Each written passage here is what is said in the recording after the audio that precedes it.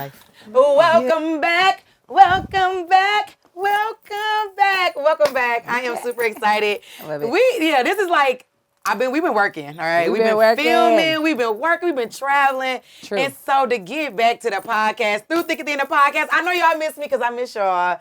I'm super excited. Way to come back with a strong, dope interview today. Ooh. Okay, it's always different when you get to interview people that you love, that you are inspired by, that you see, and you like, they bossy. You know what I'm saying? And being a boss is not easy. Okay, everybody claim to be a boss, but to be a great boss, you have to be an amazing follower, they say, right? You have to be able to follow things to be able to boss the rest of the way through. Well, this lady that I got here today, not only she's an amazing boss, she's an amazing entrepreneur, she's an amazing visionary, HBCU grad. Come on. I mean, just really put on for, not only is she HBCU grad, she's a proud HBCU grad. Because some people go to HBCU and they'll be putting on like that. Well, Graham Film, she puts on every time. I'm so excited. The manager of most talents that you love in the door. I want y'all to make some noise for my girl, Natalia Boss Lady Stroman. Can we, is that what? Will you give yourself a I love it. And it was high. It was pop it. Yeah, it's the octave. Yeah, she almost like a soprano. And mine was like, Let's give it first soprano. I'm very a tenor. Okay, Contralto. I love it. Yeah, but I like that. I like that. I know you love it because you can see what I'm saying? See how she said y'all she get love the it favorite right? parts. The altos get the good parts. And the tenors sometimes on the. But the sopranos get to start the song off like, Oh, yeah. Yes, to my life. Yeah. Mm-hmm. He's like, okay. You kick it off out the gate. Kick it off the gate. See, that's what I'm saying. You're a vibe. You've always been. Natalia. Okay, What's first up? of all, Boss Lady Management. Ooh. Right. Don't that sound good? You hear it every time. I do. Yeah. Started from I the used to bottom. not like it, but. That's the thing. Why? I felt like it was too self-indulgent. Okay. I honestly never thought about it as a company. Mm-hmm. I had a comedian by the name of Des White. Shout out to Des. Hey, Des. H-Town finest. A comedian, he coined me Boss Lady. Yeah. And it was really just a term of endearment for the woman of the tribe that you needed to converse with, to check in with, what have you. And I was like, a cohesive piece. yeah, I mean, I had already had nicknames. You know, my family called me Nay. You know, when you get favorite. older, you chop it down to Nay. Uh-huh. You know, when I was a baby, it was Trimmer because of my father, of course. Yeah. And then I was like, okay, I don't need another nickname. Can they pay me in this? Can I write that on a check? Yeah. And they were like, yeah, you got to make it a company. I was like, bet. Boss Lady Management. Write that out, the Boss Lady Management. And For that's real. how we started. That's how I started. Boss Lady Management. Boss Lady Management Group. Were you a manager then? I was. Okay, perfect. So, but what were you going on as then? Like, what name were you following under then? I actually had not established a company. Okay. I was working with a client at the time, and I was all servicing to them. Okay. So starting Boss Lady Management was really because I wanted to see how to expand. I didn't really know how to expand or what I wanted to do, but everybody always says in all the podcasts, start that LLC today. Get your EIN number, and then you're a business owner. So that's what I did. But I went through a lawyer, okay? That's fine. I called a lawyer. Yeah. Jay Taylor. Shout out to my lawyer. Still your lawyer to this day? For sure. Oh, perfect. For sure. To make you trust. For sure. Yeah, thank you. You know, went ahead and did all of my paperwork. So I didn't want to have questions. I wanted to be able to walk into the bank, say I'm a business. Yeah. And get an account. And get an account, get a loan, get all type of things to fund this business. And that's exactly how you start. You already managing, but then you get the name. Once the name is established, the Boss Lady Management, that takes it to a whole nother level. That kind of brings people in because now you're telling them exactly what's about to happen, right? You're about to be managed by the Boss Lady. Like, I wish I had that foresight. Right, but I mean, you did it. But now, now it's that way. But when it started, this is my 10-year anniversary for my business. 10 years in the business. No, in my company. I started Boss Lady Management in 2014 in December. Wow. So this December will be 10 years for me, and Yeah, it's like everything else when you started. When you hit this particular mark, you have to be honest to know you didn't envision this. Like You can't. No. Because first of all, you would put limits on it. For right? sure. And you wouldn't even know how to navigate through it. Let's be very For clear. sure. A lot of times we have a vision of what we want things to be, but the road there is different. You mentioned the name Trimmer because of your dad. True. Your dad is who? Nathaniel Stroman. Yes! Nathaniel Stroman! Better known as Earthquake. Earthquake is Yes. the daughter. Yes. Firstborn shouty. Firstborn Yes. of Earthquake. For sure. Shout out to comedian Earthquake, Yes. who is definitely giving exactly what it is. Earthquake. Legendary. Absolutely. A pillar in the community, definitely in Atlanta. When we talking about starting the culture of comedy and curating that. Shout out to Uptown Comedy Come Corner. on. Right where Come on. definitely. Listen, if you were at Uptown, you knew me. And so you were born and raised in the industry. I wasn't born into the industry because my father wasn't a comedian when he had me. He was in the Air Force. Both of my parents were in the Air Force. Okay. But I was the only one of his three that experienced comedian life because by the time I was at least 8, he was out of the military and going to the comedy clubs. Yeah. So that's a good age though. That's Yeah. third grade. You know what I'm saying? Because you had that time to experience him. It wasn't like For sure. Because being on the road, comedians, we're gone. Well, he was already gone because of the Air Force. Oh, yeah. People say, entertainers have a particular lifestyle, but if you are born to active military members, you're Army accustomed to duty calls. So And moving a lot, right? and moving a lot. I could pick up and go at a drop of a hat. Bye. What do we need? It's fine. Oh, you're internationally traveled. You're Absolutely. well traveled. Okay, all right. Go ahead. Known and respected, okay? Known and Don't play. respected. But yeah, so for me it was when my mother was still in the Air Force and trying to get out, and I was transitioning between, still visiting my father. It would be here in Atlanta while he's at the comedy club, right? So my mom was living, we were living in Germany, and then I think we came to my grandmother's house in Kentucky. Internationally known. Go ahead. I'm sorry. Real talk.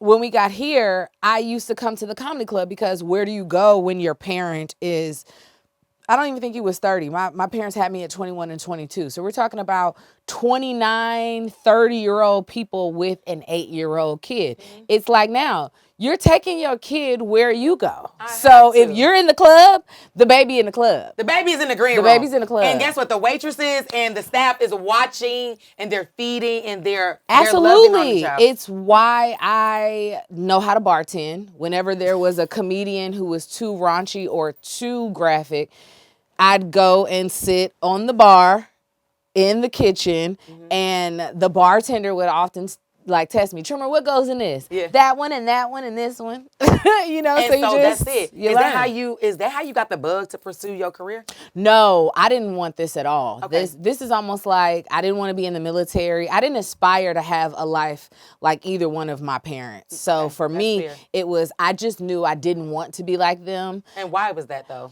Seeing that It just wasn't me. A military life is one that people may think is a more decorated lifestyle, For right? sure. And then a comedic life is one that people may think is a more entertained, lavish For sure. lifestyle. And you saying I wanted nothing to do with that. Was there trauma in those type of lives? Yeah, both of them were ghetto.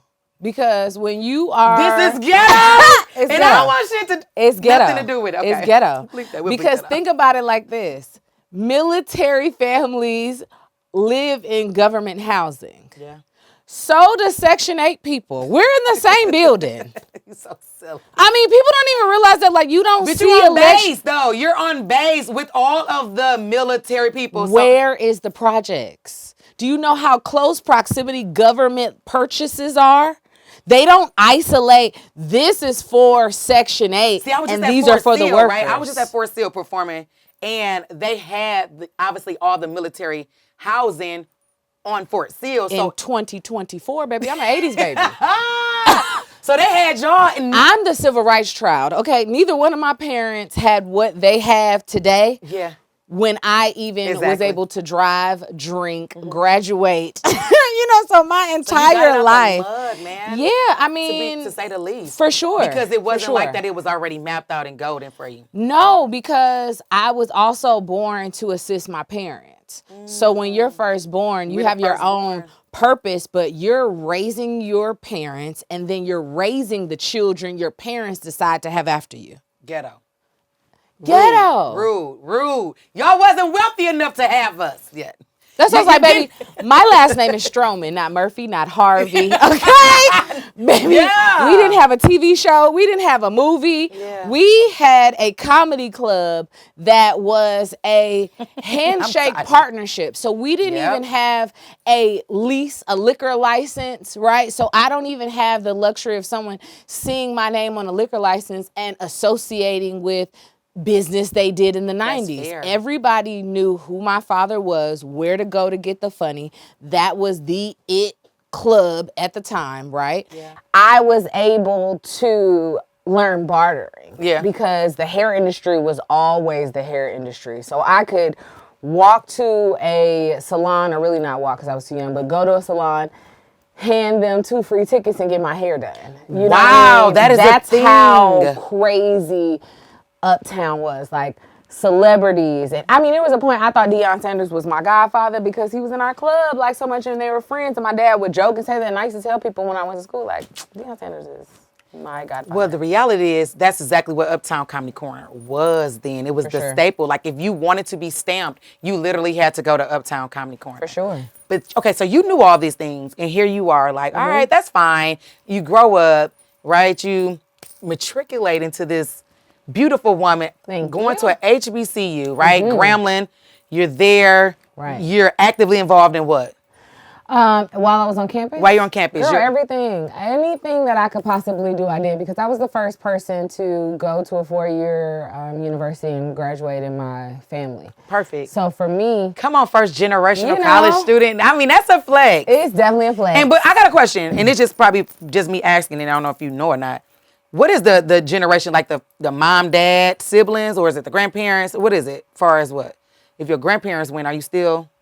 You're not first generation if your grandparents was. went. Now, my grandmother ended up going to get her master's on my mother's side. Okay. My mother, committed her, matriculation, I think at Western Kentucky, and did some things post as well, more certificate based, but nobody was really traditional out of high school going to college. The whole experience, For sure. Or, going right into it. Like I said, they went to the military. So what was your major? A little bit different. Mass communication. Come on, communication major. Radio. With, public relations. Okay, mine was radio and TV broadcasting with a minor in marketing. You hear me? You know what it is. People who go to school for communications lazy as hell. We crazy. We play too much. Let's throw that out there.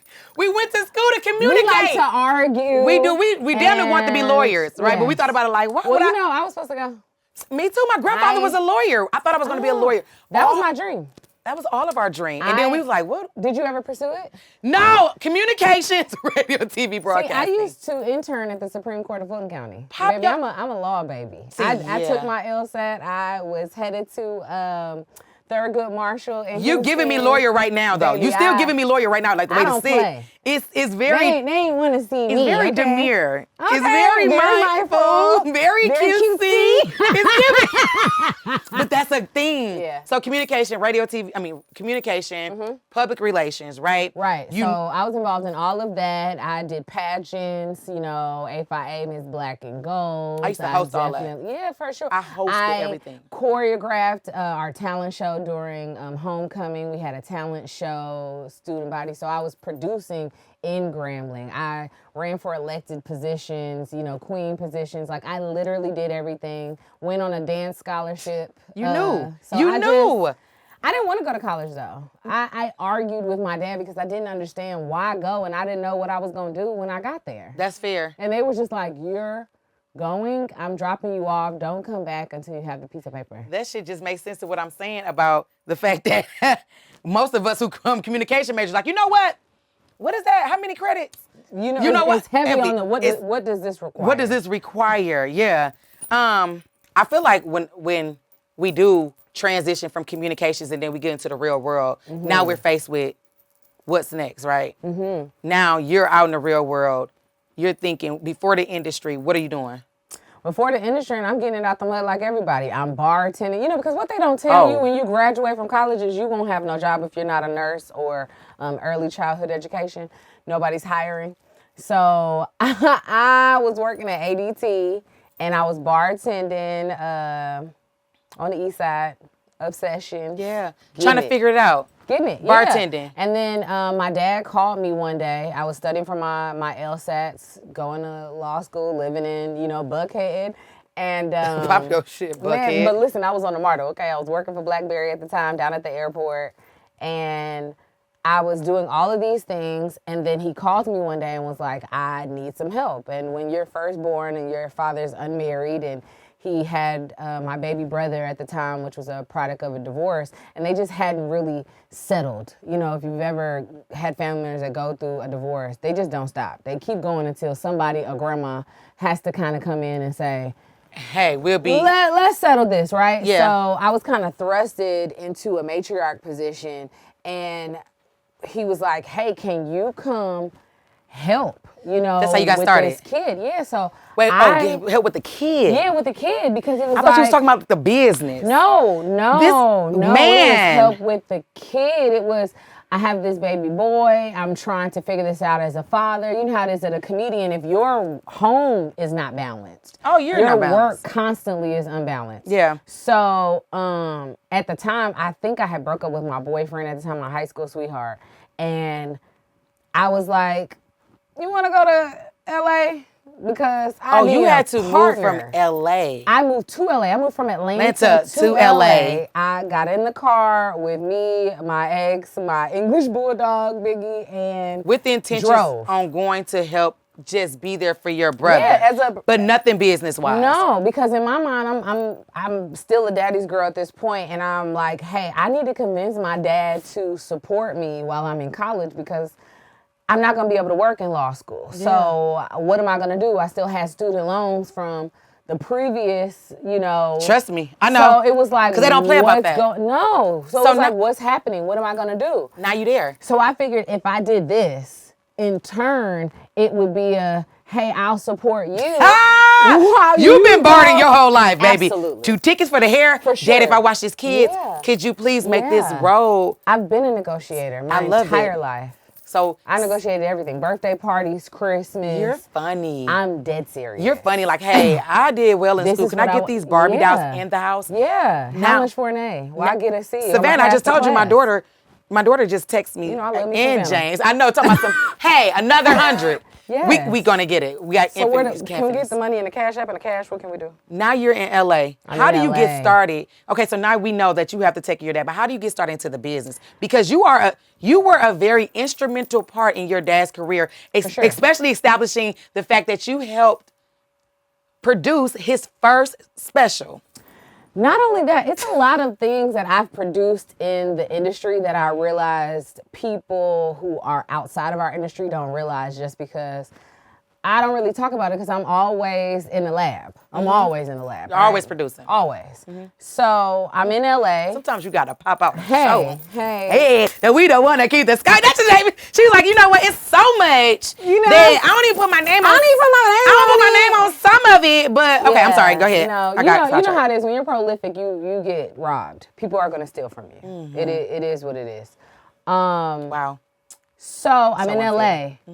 Baby brother, you know what I'm saying? Now, my siblings are my children. Yeah, you love They're them. my baby. I love how you love them. Love them deep. You already know. I love it. So, baby bro is, I'm a black mama by nature. You get what I'm saying? So he's an LA baby, and I'm like, you are going to be raised the Southern way. You know what I mean? I don't care where you're from, but it came to let's help everything. So I came in just fixing things. When you're a woman, when you're a communications major, you're just trying to find like what people aren't doing. That's it. What's not being done. Yeah, because that could be the very thing that's going to help you. So it was but you're fixing him, but along the way, you're being fixed. For sure. You're being fixed because now it's grooming you to get you into the industry, right? Absolutely. What was the thing? Okay, so now your brother's being fixed, and now you still have to, obviously, because we're we're very dominant people and we don't want to just sit there as much as you think dad is supposed to.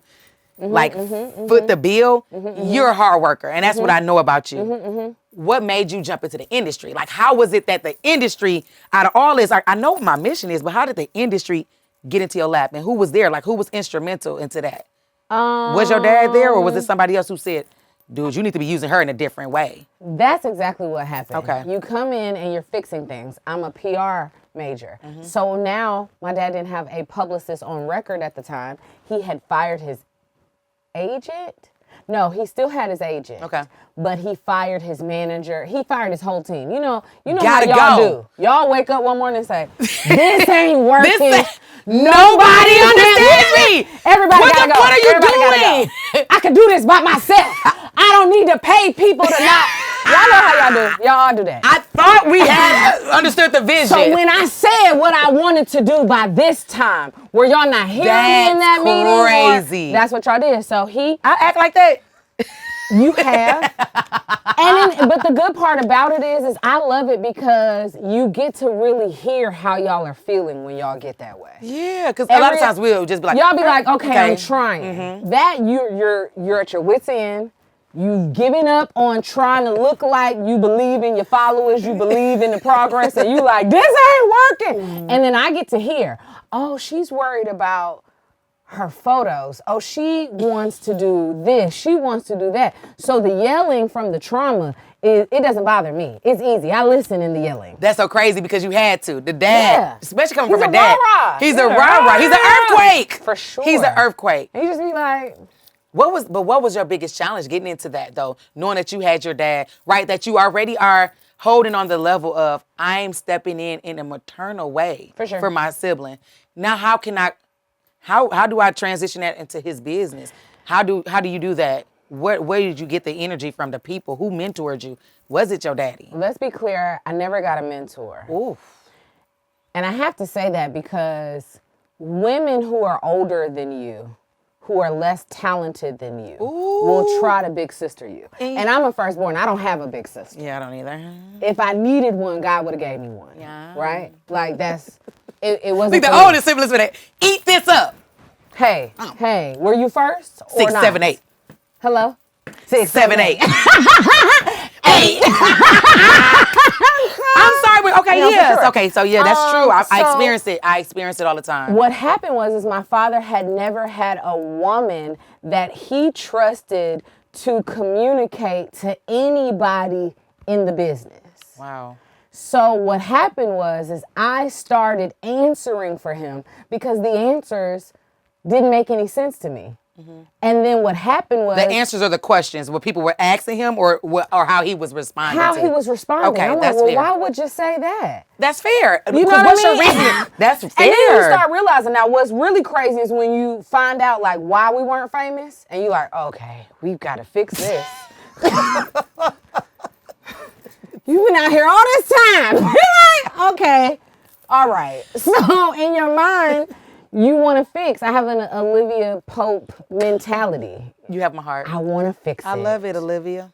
I mean, And fall is my favorite fashion season, let's be clear. But I see the layers. You know, She couldn't wait to layer. baby, it's warming up. It's Wait till the layered. thigh-high boots come. Then you go on and Let me just throw this out there. She's the thigh high queen. If you have about not, it. once you Talk about it. once you finish this podcast and you go to her page, you're going to live for the fashion. on, Go ahead. Boots. Come on, Boots. Listen, I wish I'm a JL girl. can't nobody outboot you. This is true. Mary who? Mary J. Blige. They gotta give you boots, baby. Come on. But baby, let me tell you. Okay. Come on. Okay. Sorry. So what ended up happening in LA is a agent by the name of Chris Smith told me the truth. And what was that? He told me it was difficult getting a particular price at the time for my dad. Okay. He said, it's just difficult. He wants this, but I'm not getting it done. And it didn't seem like it was at any fault. It was out of love. My dad had always talked highly about Chris. So I took that as a challenge of, let me see if I can fix it and make it easier. So now I'm in the PR assets. I'm just doing foundation let's regroup. Yeah. And it wasn't until I started having those communications with the agency and giving them what they needed, and my dad started seeing the response to me versus the response to him. He was like, get back out there. So what did you have to fix? What was the thing that you saw right away that Chris was probably overlooking because he was probably too far deep in? Okay, let me give free game, free consult. You already know this. Mm-hmm. We don't invest in our PR assets. Okay. We do now generationally because we like the look that branding gives us online. Mm-hmm. But we didn't invest in internal assets. That's true. So think about it like this. Agents are human. They respond the same way fans and customers do. Yeah. You don't want to be sitting at a desk and have to read an email the same way you don't want to be sitting at home reading a newspaper. You want it to be on your television, presented to you this way. If you want your team to work for you, make it pleasant. Make it pleasant. Shiny things. So it wasn't packaged right. It wasn't packaged. It wasn't at all. It was a lot of call, fax, email, transactional stuff where it was, have we done lunch? Have we just, I'm a PR girl. Can we kick it? Yeah. And once they found out that I was a kick it girl, I'm going to go to crustaceans. Yeah. I'm going to get me a 2 lemon drop. That used to be my little thing. Well, you know, she'll get a deal done, but it's going to cost you 2 lemon drops. Thanks. Thank you. You know, and I would go out, I would eat, I would pull up. I love to eat. I love to break bread. So that's the LA way. And my dad was not doing that. Okay. He didn't have any friends. He didn't have people he was conversing with, hanging out with. So projects are coming up and people aren't remembering him. It's not that they don't know him, but you have to stay in the forefront of people's mind. Oh, I just saw Kelly. Let me call Kelly. Mm-hmm. I haven't seen you. That's it's how out it of sight, happened. out of mind. That's exactly how it happened. So we just started mixing around, getting mixy, and then I started telling him, if me and my homegirls won't come to see you, and I'm 21, 22 at the time, we're the demographic. Yeah. We're who they're selling to. So if it's not hot to me and my homegirls, that's probably why you're not hot. So how did you make him hot? What did Just you do? things that I would. Did you have to change his wardrobe? Did you have to change where you was positioning him? I got him a stylist. Okay, it Shout had to out be to Boo. Okay, Boo. Hi, Cheyenne. She dressed him the best. And this is before Boss Lady Management. This is you fixing it. It's kind of in the mix. This is the thing, because my dad actually never became a client of Boss Lady Management. Okay. Chico was my first client for Boss Lady Chico Management. Bean. Chico Bean. Shout out to Chico Bean. So when I'm in LA, I'm just a daughter. Yeah. It wasn't until people started calling me his wife or his sister because they're seeing the last name and just trying to figure out, like, who is this woman? And they're like, oh, that's his daughter. And then it was like, oh my God, it was well respected because people respect family men. Yeah. The business feels safer with family men. So the fact that a black man had a intelligent, articulate, college-educated daughter who could compartmentalize her emotions enough where you could tell me my father wasn't hot, he was only worth X amount of dollars, and I not be emotional about it and say, don't talk about my daddy like that, but get back in the lab. Yeah. All while I'm like, okay, well, I got the kid. You need to focus on this. Then that's how I was able to figure out he hadn't had a special in over 10 years. And I'm like, isn't this something we're supposed to do, supposed to have? Went to E1, did my own distribution deal, executive produced it, did the budget myself. Nobody taught me. Nobody gave me a heads up. I didn't even know to get paid. Wow. Okay, So- and I'm glad you said that, because to me that doesn't sound like a big break. No. That doesn't sound like a big break at all. What was your big, to you, what was the thing that put you on a level where people saw you and they were like, you know what? I like what she did, because I like what she did with this person. Who was that client? Who was that person that people like, I love what you're doing? Because you was already doing, when I say you did heavy lifting, For sure. but that wasn't the thing. That wasn't, because you didn't even know how to brand you at the time. You were so busy trying to brand and lift up the name, but it wasn't the name of your business. It wasn't. For sure. So what was that big break? What was that person? Who was it? I actually had two. Okay. One came with my dad. I wrote him a radio show called Quakes House. Okay. We went to New York, put it on Quakes House WBLS. is still popping. Yes, I ended up visualizing it and packaging it for Jeff Clanagan. He was with Tamara Goins at the time for an agent. Kevin Hart was looking for content. They had just purchased Foxhole on Sirius, but nobody had a show built in. So I repackaged it for Sirius, submitted it to her, and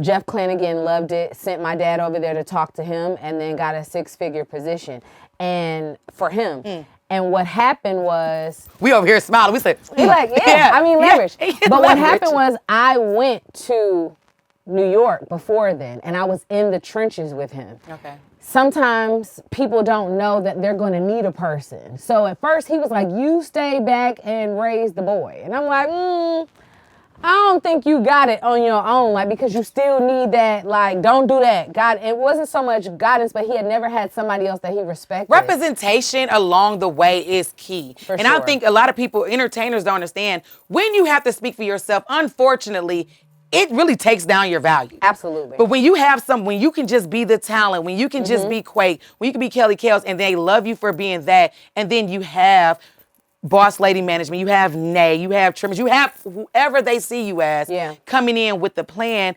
That is what takes the 6-figure deals to another level, because we have a team. I'm not doing this by myself. I have people who know my worth. I have people who saying, this is what we can deliver. Even if she can't do it by herself, we have all the resources, and that's important. The team is important. It's also important for translation, because you all like the deal when you see the money, and then when you get into the workload, you like, what? It's like, how much are they paying us for this? You said Natalia, you are hitting it on the head, Nate. When I tell you that is no lie, you like, how many shows am I doing for this? So someone has to remind you, remember we said we were doing this, so when we capture this content, we're doing this with that. Someone has to keep you along the way. Yeah. You know what I'm saying? Otherwise, you're going to get burnt out. You're going to get rested out. You're going to feel like, why am I here? What am I doing? And I knew that visualizing it before I even got to New York. I was working at an agency. Okay. So you started. I got to, there what was agency? A new agency, Resolution. How did that go? There was. It wasn't a resolution. It was not a resolution. Okay, I kind of figured it was not. It was very brief, and I saw that wasn't, going to be a long-term thing either. I was helping build the comedy department with an agent at the time that hadn't had any previous managerial or agency experience, and I just wanted to support her in the role. But I was still managing my dad at the time, who was with another agency, and had to keep it separate. Yeah. So I opted to quit that job and move to New York with my dad, and then I started radio producing. So he was with Deja Vu at the time. Okay. And it was literally like, I'm making segments, I'm writing like everything, right, out with Deja Vu, because she was phenomenal. She was running the board, like the whole 9 yards. My dad had no broadcasting experience, had no he had the formal talent. training. Of course, you've got the mic. However, y'all are accustomed to being on your own schedule. What time does a normal comedy show start? This is not comedy show hours, so it's an adjustment. And then going from Los Angeles and Beverly Hills to a concrete jungle that is Manhattan on, Varick is very, very different. So I'm one of those people. I'm going to beat the feet. I'm going to go up to Harlem. I'm going to get my hair braided on 125th. I'm going to immerse myself so that way I can give that back to my client. So one of the things that set me apart was when I figured out that we needed an advertising vehicle for this show. Yeah. It wasn't just going to get syndicated by itself. Yeah. So what I did was I partnered with a venue up there in Newark, MJ Pack, started doing consulting for them, and I started partnering with this promoter, Shelby Joyner, who was doing R&B at the time. I was the only person that could curate a lineup. My lineups were so good, I think I'm still the only person that sold that many tickets. I think I sold 6,000 tickets in one weekend in the tri-state area with one lineup. Okay. I was the first person to put Chico, DC, and Karlous Miller on a 3,000 seater. Come on. Or most. I was... And you're doing all this Did you ever, where did you receive the hesitation and pushback in the game from, because we know for a fact that happens. No, it wasn't until you don't really get pushback while you're successful doing something new because everybody gets paid. Okay. All right. It wasn't until I started realizing how much money I was making other people and how much money wasn't coming to me. And then I started restructuring. Then I started asking talent, do you want to be a partner and have this responsibility of reaching out to talent, figuring out what the best lineup is? Or do you just want to show up and do the jokes? Because if you just want to show up and do the jokes, that's one price. Yeah. But if you want to come in and partner, call Kellz, say, hey, Kellz, do me a solid and come do this show for me. Yeah. We can partner and you can get it back in. Yeah. And I think once those things start changing. Or once you start speaking up for yourself. Yeah, once you start speaking up for because the yourself, reality it's is a problem. they will work you. As long as it's for free. And they'll make those calls. Yeah. They'll make those calls. Hey, Kellz, I don't want to give you any percentage of the IP, and I know you executive produce That's it. so scary to I don't wanna me. give you any money of the budget, even though you were responsible for a $250,000 budget. I don't want to give you any back end and make sure that all the work that you did when no one was telling you how to do the thing you figured out, I don't want to give you any money for that. No. Just be grateful you got experience. Exposure. I'm too far into what I'm doing and I'm too good at what I'm doing, talking about exposure. Well, the thing is, We're exposed. I know. was new, so it was like, but that's okay. it's still not fair because you knew, they knew. They Right. knew. And that's the, They knew. that's the, Or you wouldn't have trusted me to do it. it was done successfully when you sure. guys had it on a low grade level. sure. And I saw and I said, we're hustling backwards. Right. Yeah. So the problem with that is, though, I also can't be the talent, so I can't control what the talent does on stage. Okay. And so what does that mean? What do you mean by that? My dad hadn't had a special in 10 years. Oh, yeah. He had not perfected the process, right? So what did I do? I'm literally sitting next to the editor editing the special. Hours, because I've sat in a comedy club. I know how these jokes are supposed to go. I know how they're supposed to land, where my friends would be like, oh, that was hilarious, or no, that was not funny. And I'm arguing with directors what to keep in, what to not, because I've always heard, man, don't ever let them edit your jokes. It was funny when I said it, but it's not funny once they chop it up, so I've heard comedians in green rooms talk about their experiences so much. I've always been an advocate for the comedian. So I set myself in there for hours. Now, this person is getting paid by the hour. I'm here for free. Yeah. Getting this out, right? So I know how to edit it. I know how to see it. I know how to do all the things. But that didn't make me the it girl. That let people in the tri-state area come to me to say, can you do a lineup for this?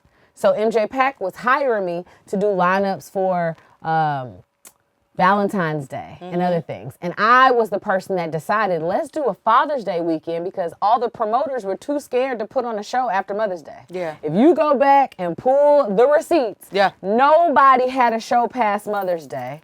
They might have went to Memorial Day, but then they stopped it and we started doing those flyaways. Yeah. So then I was like, okay, well, let's do something else. Well, this is my father. What's the best thing that I can give him for My nigga Father's Day responsible but for a it. show? If your Father's Day show cracking to this day, Hello? you better thank Nate. You ain't had no Father's Day show. You ain't had no Father's Day. Stop playing. I had sponsors, Dallas BBW. I did all the things I was supposed to do. And then COVID hit. Hey, but figuring it out. For sure. While figuring it out. So right? the other thing that really set me apart, that I got my name, it was never with my dad, because my dad already had an established name. So everything that I did just made him more viable, right? He went up, or he was consistent. Did he put your name in rooms? I don't think so, because he was putting his name in rooms. That's fair. When you're still trying to get where you're supposed to be, right? Yeah. And you are truly an artist, that comes before being a parent. That comes before everything, because they are so tunnel vision. There was no, let me give my daughter an opportunity. It was, get me to where I'm supposed to go, and I got you. I wholeheartedly can understand that urgency. For sure. Right? Because you're experiencing it from, you haven't done nothing in 10 years, and he's experiencing it from the fact that, hey, I haven't done nothing, but I see you got it rolling. Now let's keep it moving. Yeah. That's fair. So but how do you know, I know COVID hit, but how do you know, like at this point, I have to move on. I got Chico Bean. How do I take this person that's trusting in everything in me? Because you got the sauce. For sure. That's the bottom line. For sure. If don't nobody believe it, you had to believe it. You got Chico Bean. You're like, all right, we go here. What's the first thing you do? I know y'all probably hit, was it Wildin' Out the first thing? That's really where my name was established. Okay. There was and again, I know people hate to see me coming. Okay, let's talk about it. Let's talk about it. And who are the people and why though? Because I'm going to tell you what I know, not what I heard, because I was there. I was born into this industry. So I know when people came in, I know how they came in, I know their previous experience, right? Because, so you know the dirt. Well, not even the dirt, I know the history. Yeah, and it So be dirty. you That's what I'm saying. can't- That's why it's the dirt. Because Yeah, they don't care about the great stuff that you know. They know about the stuff like, Yeah. oh, you really can't do this. You're really not fit Yeah. for this. That's the dirt on them. Yeah, for for them. sure. You're not using it as sure. dirt because that's not your intentions. Your intentions is to grow. But yeah, they like, hey. So for me, I never had the opportunity of negotiating a television contract for my dad. He wasn't into television that way. He didn't want TV. He wanted TV. He aspired to do it very heavily. But in my managerial opinion, he had not put in the work that required, that acting requires to be proficient enough to expect the result he was seeking at the time. Okay, So that's fair. I started this company. Chico was my first client because Southern University, who is Gramblin's rival, but I love Southern. very, We love Southern. we love Southern. And we love Grambling. Southern has been a long time client of mine. I love them dearly. Go Jaguars, as long Yes. as it's not Bayou Classic. Don't play. But I had Chico come in. I didn't even know who he was. I needed an opener, somebody that fit my budget at the time. There was an agency that sent him as a recommendation. I met him. Long story short, afterwards, he told me nobody would look at his Wildin' Out contract. And me being a law lover, contracts are my nighttime read. So I'm like, send it over. Nighttime read. No, for real. So, so Contract. I'm like, what does that mean? What does that mean? Hey, Hey, Google. Google. So, when I got to the last page, it was signed already.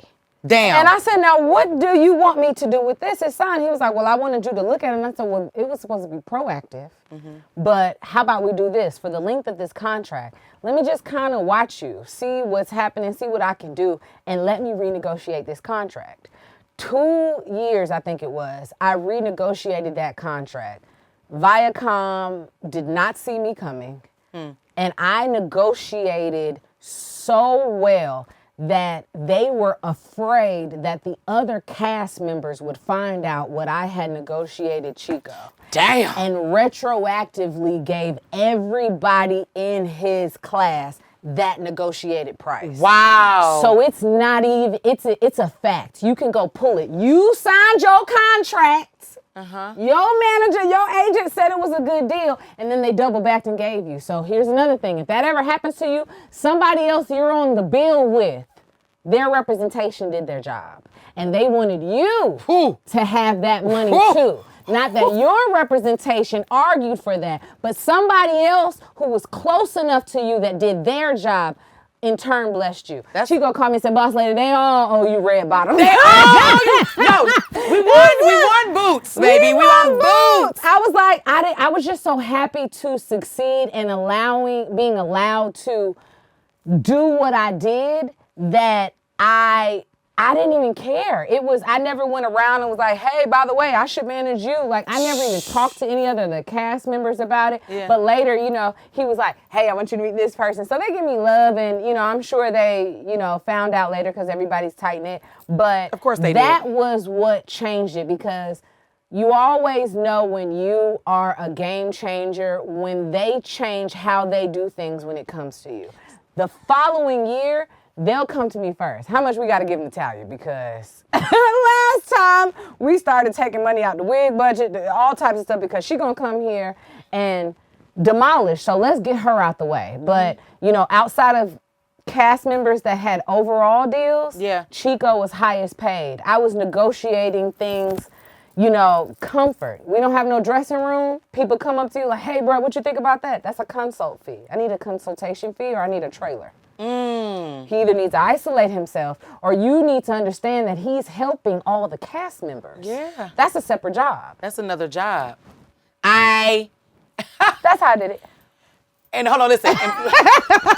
The people know, right? And I think when light is shed on it, it's always one of those experiences where people could say, we want to give you flowers, but even if you don't give them to me, there's a bouquet waiting. Hello. And as a matter of fact, there's an edible arrangement. It's a garden, darling. It's a garden. I just pick a fruit from the tree and just enjoy my labor. Speaking of enjoying your labor, now that you have Chico and you understand what and who and how you can move, how do you go about when people, because I'm now the door is knocking, the people are seeking, how do you pick your next client? And what do clients need to have if they're looking for someone with your expertise and they know, like, listen, I'm not going to play with you. You need to have X, Y, and Z. And when you see them, what do they need to have? A lot of people don't need a manager and they think that they do. That's fair. I do more consulting than I do managing. A lot of people need someone to decipher their own thoughts. Development. Yeah, develop. Just let's start here. Let's go. You know what I mean? Just me. I was one of those people, all over the place, until you find people who understand you. And that's the thing. You got to find people that understand you to develop you. But imagine like me and your consult first. What was that? 2020. 2020. In the foresight of what you said you wanted to do versus if you can position yourself here. Yep. How that will change you not being there. Yeah. Doesn't mean that you're going to be who you know you're going to become at this moment, but we at least know the trajectory is going to easily move if we do it this way. Yeah. In positioning. And a lot of that has been a lot of bread and butter. I have a lot of clients that I don't even say I work with. Yeah. Because it's just, I love the fact that they're going to call me and say, hey, we don't know what to do about this.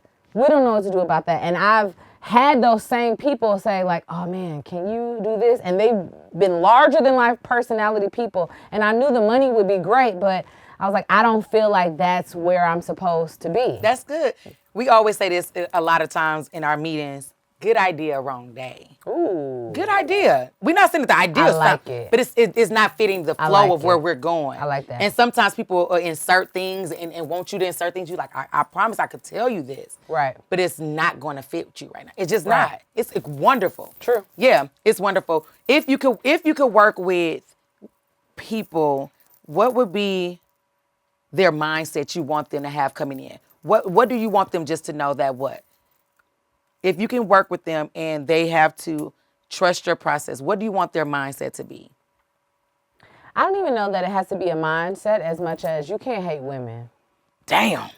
Because what I've learned is there are just some people who are never going to feel as if a woman should be making a decision. So it's safe to say that you've had a lot of pushback because you've been a woman, and things that men could have easily moved, they made you go probably over hurdles, through tunnels because you're a woman, and they know for a fact, but okay, that's safe to say. My money, not my clients, but I've had clients have people come to me, hey man, you don't need to be having her make decisions for you. You don't need to be running your business like this. They're very decisive, but... Is there anybody that we can know about that you want to tell us about? A situation that you want to tell us about specifically that somebody was like trying to play in your face? Because that's what they always play in my face. The funny part is that I never hear it. Oh. I've never heard any of it to my face. Everything that you've heard about me, I promise you, I've never heard it. Coward! Never. Run up on me. Never. Stand on business. Never. Just give me my respect. Never. I'm a double Leo Pisces moon, baby. I mean, that double fire gonna come out the gate. That was a lot. So it's just... That scared me. I grabbed my knees. Because I'm a big Scorpio, so I understand it. Yeah. I'm like... So for me, and then, like I said, I enjoy debates. I'm a firstborn to an entertainer who speaks for a living. So you can't scare me with conversation. You're going to entice me. And I have a gift of gab, so you're probably not going to want to say what you think because I'm going to argue the fact that you really didn't have that as an original thought because there's nothing that we've done amongst each other that would warrant that because I would know that that's how you felt off of our interaction. And our interaction should not be vastly different than your opinion. Yeah. So if every time you see me, you want to hug me, but you want to tell somebody not to work with me, I'm going to think it's because I'm not working with you. That's scary. Or because you don't want me working with them because that's your peer, your competition. I don't tell jokes. Yeah. I can make money no matter what industry I'm in. I'm literally embarking into the automotive industry. I just got hired to be a vehicle event coordinator for GM for Suburban. And what does that mean? It's like, people that order cars for the movies for, being more logistical. You might do a weekend and you want a Ford sponsor, right? We might need to have people test driving Suburbans that just came out, the 2025 Suburban. We would set that up outside, solicit people to come, and now you have a partnership with the automotive. The problem is those people are never reaching our world. Yeah. They always go through an ad agency. So what if someone like me goes over there and it's a direct, just wondering. It's just so many ways. Just see what we're happens. not gonna. It's already We'll happening. see. Well, we already know what standing on business and manifestation is, and I think a lot of times, even in this industry that I'm in, entertainment, I try not to tell myself, or I don't even introduce myself as comedian Kelly Kellz, because that would be so shallow of me to think I'm just crying. a comedian. I'm crying. I am all things entertainment. Sure. I am an entertainer, whatever that is. Kelly the entertainer. Kelly the entertainer. Ooh. Kelly the entertainer. You heard it. Oh God, we don't want any smoke. But that's exactly what it is. So when you open those doors, this is a vehicle. That was just another vehicle. PR, communication. When you can communicate, you can do anything. For sure. A person that's well-spoken, a person that's well-diverse, they're going to be able to maneuver through any room. So I just know that you have amazing clients that I love. I just want to shout out some of your clients. Thank Probably, you. Definitely Black Ron. Yeah. I was assigned to Ron. Ron is a phenomenal comedian who I am absolutely sure as I know how to spell my name, write it, I'm sure that he will be a superstar alongside like a Cat Williams. He has a Cat Williams trajectory. And for him, he doesn't really need a lot of management. He needs parameters. We have like a joke. I make sure Ron doesn't fly too close to the sun. Okay, that's fair. You know what I mean? Yeah. So everybody needs something different, but I love Ron's talent. He's actually in town this week, so I'm excited to see him perform. I have Darren, Big Baby Brand. Black Ron usually stays with us, right? Him and James, like thick as thieves. Yes. And I come downstairs, he talking about, Baby James, let me in. I'm like, how long you been here? Cooking breakfast. Yeah, he gonna talking about cook. Savannah, come on down. Yes. And I mean, and those type of Very things. Southern. Those type of things outside of the stage, the synergy. That's what creates great artists. Yes, but also enemies, because he gets hated on too. Of course. So it's like, what up? you know. You ain't got no haters, you ain't popping. That's a real statement. I don't It's know a cliche. why they say that though. It's the truth. Because if they're not talking about you, that means you're not doing something But good. we don't hear it, so speak up. They're not going to speak up. That's what we say, they. Who is they? Who's they? They is one of those questions. Them. I'm like, they said, who? But I know you. Let's be clear. They tell me your names. I know you.